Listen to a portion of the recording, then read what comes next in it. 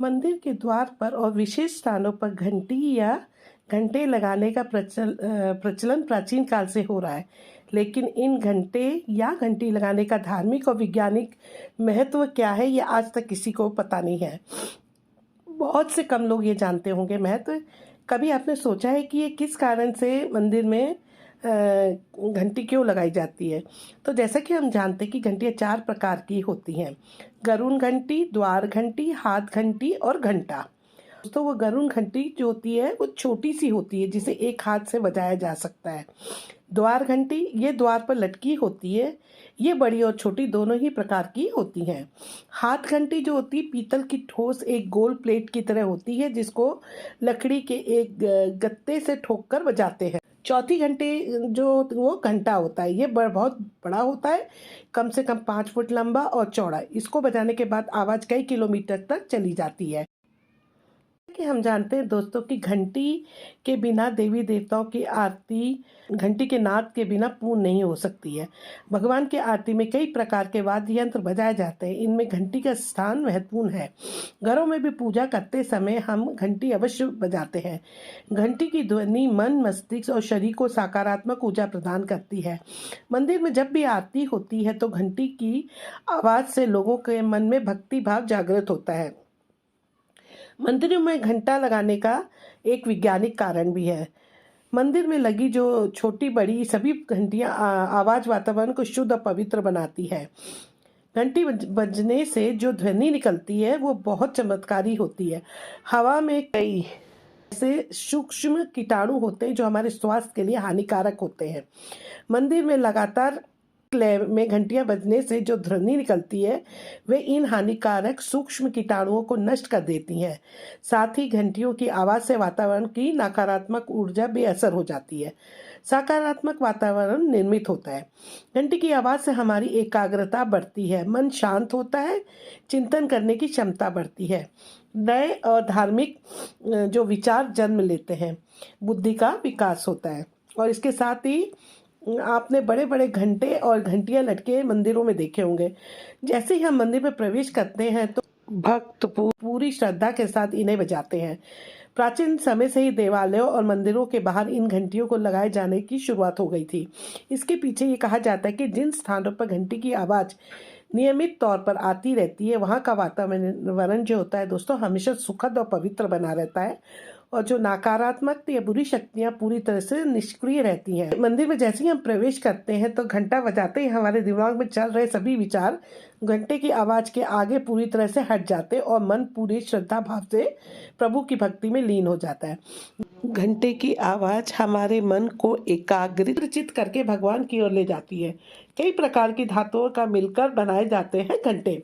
घंटा बजाने से ध्वनि उत्पन्न होती है, वह कई धातुओं के सम्मिश्रण के कारण होती है। इसमें जो होता है घंटे को निर्मित करने में कैडमियम, तांबा, जस्ता, निकिल, सीसा, क्रोमियम और मैग्नीज जैसी धातुओं का इस्तेमाल होता है। केवल इन धातुओं ही नहीं, इन्हें कितनी मात्रा में मिलाया जाता है इस पर भी घंटे की आवाज़ पर निर्भर करती है। घंटा बजने पर होने वाली जो क्रिया कम से कम 7 सेकंड तक गूंजती है। घंटे की आवाज़ जो हमारे धर्म गुरु कहते हैं कि जिन जगहों पर घंटी बजने की आवाज़ नियमित आती है वहाँ का वातावरण हमेशा शुद्ध और पवित्र बना रहता है। ऐसा भी कहा जाता है कि घंटा बजाने से नकारात्मक शक्तियाँ हटती हैं, जिससे लोगों के समृद्धि के द्वार खुल जाते हैं। अगर हम पुराणों के मतों को देखें तो मंदिर में घंटा बजाने से इंसान के कई जन्मों के पाप नष्ट हो जाते हैं। ऐसा भी कहा जाता है कि जब सृष्टि का आरंभ हुआ तब जो नाद यानी कि जो आवाज़ गूंजी थी वही आवाज़ घंटा बजाने पर भी आती है। घंटा उसी नाद का प्रतीक है। मंदिर के बाहर लगा घंटा या घंटी को काल का प्रतीक भी माना गया है। ऐसा कहा जाता है कि जब धरती पर प्रलय आएगा उस समय भी घंटा बजाने जैसा ही नाद वातावरण में गूंजेगा। ये जो मंदिर की घंटी या घर में घंटी जो होती हैं वो क्या करती है, हमारे डिप्रेशन को भी कम करती हैं। मंदिर में बजने वाली घंट नाद से मस्तिष्क की सुई स्थिर कोशिकाओं में स्पंदन होने लगता है। ये तन मन का उपचार की आध्यात्मिक चिकित्सा है। मंदिर में घंटी क्यों लगी होती है और भगवान के दर्शन करने से पहले हम घंटी क्यों बजाते हैं, अब मैं ये आपको बताऊंगी। आप यदि किसी के घर जाते हैं दोस्तों तो मैं एक एग्जांपल दे रही हूँ। तो सबसे पहले हम क्या करते हैं, अगर हम किसी के घर गए तो उनकी कॉल बेल दबाते हैं, और अगर दरवाज़ा भी खुला होता है तो भी हम उनके दरवाजे को ठपठपाते हैं। जब डोरबेल बजती है तो घर के अंदर से आदमी किराने से पेश आते हैं और आगंतुक को रिसीव करते हैं।